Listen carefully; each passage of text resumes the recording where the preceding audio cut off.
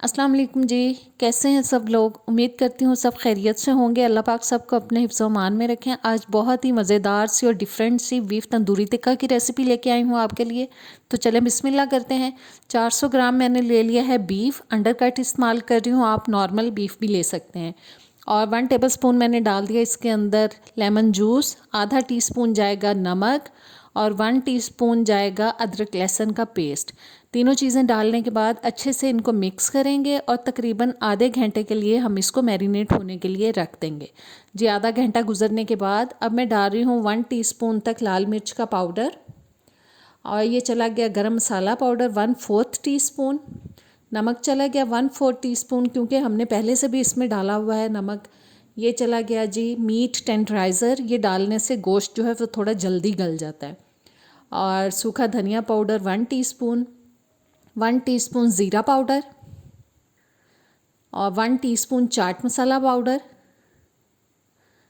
3 से 4 टेबलस्पून मैंने ले लिया है दही और साथ ही हम इसमें डालेंगे 2-3 ड्रॉप्स रेड फूड कलर के। ये ऑप्शनल है, अगर घर पे हो तो आप डाल सकते हैं, अदरवाइज़ इसके बगैर भी बना सकते हैं। सब चीज़ों को मिक्स करेंगे और मिक्स करने के बाद इसको कुछ देर के लिए आप मैरिनेट भी कर सकते हैं, लेकिन मैं मैरिनेट नहीं करूँगी, मैं फ़ौरन से इसको बना रही हूँ। और मिक्स करने के बाद जी अब मैंने एक कढ़ाई चढ़ा दी है चूल्हे पे। सारा बीफ जो है हम इसके अंदर डालेंगे और चूल्हा मैं ऑन कर चुकी हूँ। और साथ ही इसमें डालेंगे हम थोड़ा सा ऑयल, तकरीबन 2-3 टेबलस्पून तक। 1 कप डाल रही हूँ इसके अंदर पानी, क्योंकि मैं अंडरकट इस्तेमाल कर रही हूँ तो बहुत ज़्यादा पानी की ज़रूरत नहीं। अंडरकट जो है वो बहुत जल्द गल जाता है और वैसे भी मीट टेंडराइज़र भी मैंने इसके अंदर डाला हुआ है। आप नॉर्मल अगर गोश्त इस्तेमाल कर रहे हैं तो आप पानी की मिकदार को बढ़ा सकते हैं। अब हम इसको ढक के लो हीट पे पकाएंगे जब तक कि अच्छी तरह से गोश्त जो है वो गल जाए।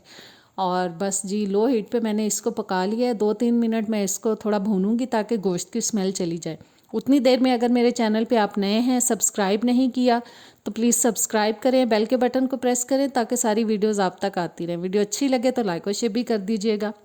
जी बीफ को भूनने के बाद अब मैं प्लेट में निकाल रही हूँ। सारा बीफ मैंने निकाल लिया है प्लेट के अंदर। उसी पैन के अंदर अब मैं 1 टेबलस्पून फिर से डाल रही हूँ कुकिंग ऑयल और साथ हम जी सब्जियां डालेंगे। एक प्याज लेके उसको क्यूब्स में डाल लिया था, एक आलू लेके उसके स्लाइसिस थोड़े मोटे काट के उसको मैंने खड़ा खड़ा सा बॉयल कर लिया था। शिमला मिर्च डाल दी है और टमाटर एक क्यूब्स डाल दिए हैं। इनको हम तेज़ आंच पे 1-1.5 मिनट के लिए फ्राई करेंगे ताकि सब्जियां जो हैं वो हल्की सी पक जाएं, लेकिन बहुत ज़्यादा नहीं पकाएंगे, तेज़ आंच पे फ्राई करेंगे। 1-2 चुटकी नमक डाल दिया है और 1-2 चुटकी डाल दी है काली मिर्च।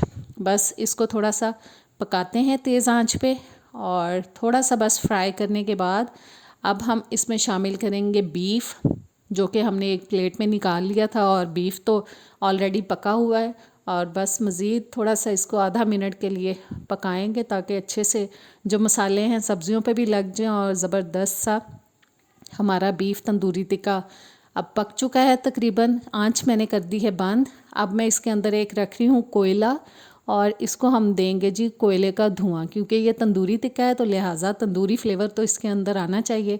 बस ऑयल डालेंगे और कवर कर देंगे। उम्मीद करती हूँ रेसिपी अच्छी लगी होगी, ज़रूर ट्राई कीजिएगा। नेक्स्ट वीडियो तक मुझे दें इजाज़त। अल्लाह हाफिज़।